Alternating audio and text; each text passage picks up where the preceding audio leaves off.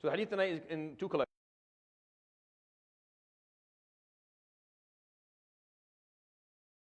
Sahabi that tells us the hadith is Abu Sa'id. And in collection of Ibn Majah, it's also with a authentic chain of narration, narrated to us by Abdullah ibn Abd al-As, with the famous chain of his grandchild narrating from him. And the wordings of both these hadith are almost the same. I'm going to kind of patch the hadith from both because it has the same meaning, just to deliver the idea, inshallah. The theme is still talking about bad religiosity, like the implications of that, the examples of bad religiosity, how the Prophet ﷺ pointed it, how he coined this phrase to begin with, and how he was the first person that pointed out that this is a possibility, that it can happen, that it does happen, and that it should not happen, and then what examples of it exist. So in this hadith, يقول Abu Sa'id, I'm using the word of Abu Sa'id al-Khudri at the beginning, قال كنا جلوسا على باب رسول الله صلى الله عليه وسلم.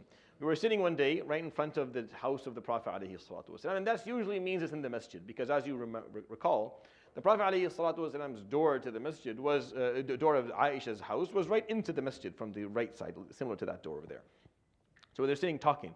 قال نتذاكر, we're discussing or we're debating something. نتذاكر means we're talking about a topic, and sometimes it can mean that we're debating. Here it means debating because because of the context. فقال ينزع هذا بآية وينزع هذا بآية يختصمون في القدر.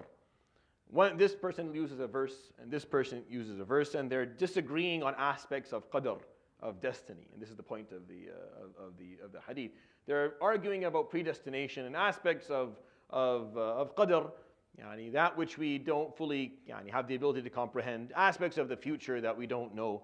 And people, this is a tradition in our ummah that we like to argue about these. And it started as far as that. And they're doing this. One person, Allah says this, the other one says Allah says that. And they're disagreeing on issues of qadr, which is a very simple issue in our deen that you should understand clearly and just kind of move on from. قال فخرج علينا رسول الله صلى الله عليه وسلم. The Prophet ﷺ come on. قال كأنما تفقأ حب الرمان في وجهه من الغضب. So the simile Abu Sa'id gives here, he said, it looked like someone had taken the fruit, the pomegranate fruit, the small fruit, and squirted the insides of it on the Prophet ﷺ's face. His face was so red, he was so angry. تفقأ حب أو يفقأ حب الرمان في وجهه من الغضب. That's how he describes the Prophet. Coming out, his face was red. It's as if you smeared it with pomegranate juice because he was so upset. فقال أبي هذا أمرتم ألي هذا خلقتم. Is this what you were commanded to do? Is this why Allah created you? تضربون القرآن بعضه ببعض. You're hitting the Quran back and forth at each other as if it's إنما هلك من كان قبلكم بسبب هذا. Those before you lost everything and were destroyed, and lost their deen and were punished by Allah because of this, because of what you're just doing right now, because of you sitting there with no knowledge, debating a topic, using the Quran back and forth, causing fitna amongst yourselves, causing the confusion amongst those listening to you. This is what ruined before. Islam is not a debate. It's not a debate. And these topics of Islam are not debatable. The scholars of Islam will discuss them in the realms where they should be discussed, and they will debate when it's needed to be debated as people who are qualified to do so. That is how it's dealt with. The reason the Prophet ﷺ was upset with them is because there were Sahaba who were more knowledgeable than this group that they could have gone to ask the question. He himself ﷺ was alive, so they could have asked him the question. Instead of each person deciding that they are qualified to debate an issue that is as intricate and as difficult as qadr, causing confusion within their own hearts and the heart of the person they are debating, and those who are listening, they should have just asked the question or held their tongues and waited until someone could explain it to them. If people just did this in life, you cannot imagine the amount of harm that we could avoid, not just in Islam, in life in general. If those who did not know what they were talking about learned to close this part of their face, we would be fine. If you don't know something, if you weren't taught it, if you don't understand it, ya akhi, Don't even share the opinion with yourself. Yani, have mercy upon yourself and don't share your opinion with yourself because because you're not qualified to share an opinion on this. And I tell people, I know in this world two things. It's only two things. I don't know anything else outside of these two. I can talk to you about medical oncology issues, and I can talk to you about Islam. Wallahi, outside of that, if a bulb goes off in my house, I put my hands up in complete submission. I don't know what I'm doing. I call someone, and I don't argue with them. I never argue with people. If you know what you're doing, I don't argue with you. And I don't give my opinion. And I don't sit there because I don't know what I'm talking about. If you're comfortable just not knowing things in life, wallahi, it makes so much life.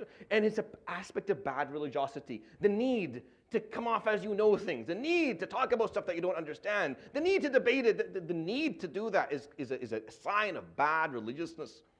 The main aspect, imagine this. Imagine a man in the year of 110 Hijri, okay? This is 1,300 years ago, all right? He's leaving Morocco. Right? And he goes on a journey that takes him 7 months to make it to the Medina of the Prophet ﷺ. He is not going for Hajj, he's not going for Umrah. He's going to meet Imam Malik because he was told this man was and he brought with him 16 mas'ala.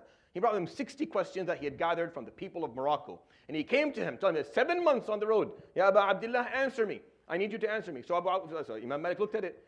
He answered 20 questions. And he told for the rest, I don't know. فقال يا أبا عبد الله أعود إلى المغرب يعني بدون المسائل at 7 months. You want me to go back to Morocco without these 40 questions? فقال عد إلى المغرب. Go back to Morocco. وأخبرهم and tell them أن أبا عبد الله that Imam Malik لا يدري. He doesn't know. Go back and tell them that Imam Malik that you does not know the answer to these 40 questions. He answered a third. I don't know what to tell you. But one of the main problems in our lives is talking about things that you should not be talking about. Debating topics you don't understand. These places exist, and these durus that are run, I've been running here for 13 years. I have given this same dars almost, and still people come and ask me the content of the dars that I gave 10 minutes ago or the day before, because they want the personal dars. I can't give God forbid I give an open dars. I have to give a dars the same to each and every person individually because no one wants to learn. It's an hour. No one's going to sit down and listen to me explain something. They're just going to wait in line when the musibah happens to ask me to explain to them the question that I already explained many times before. This is one of the main problems of masajid, by the way, in the world. That most of us have been doing this long enough, we know 90% of the problems that happen. If you attend, you'll learn. You'll get the answers to most of the questions. You can deal with stuff. But most people don't want to do that. They want the personalized one-on-one for everything. It doesn't work that way. It's impossible. You can't. You say, hey, we try. Well, I try to give people. It's impossible to do so. And then people don't want to attend to listen and learn. They just sit down and debate amongst each other. And what they're doing is they're talking about something without ilm. And that, what does it do? It's just, فَإِنَّمَا هَلَكَ مَنْ كَانَ قَبْلَكُمْ بِهَذَا. This is why the nations before you lost everything. So you find people who were not properly educated, who don't have the credentials and don't have the permission to talk about things, talking about things, and it just makes it worse and worse and worse. And we dig a grave deeper and deeper and deeper.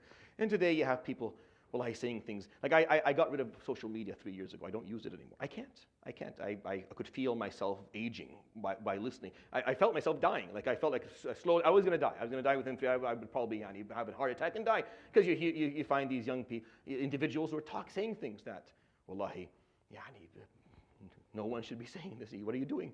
What are you talking about? You don't know what you're talking about. You have to hold your tongue.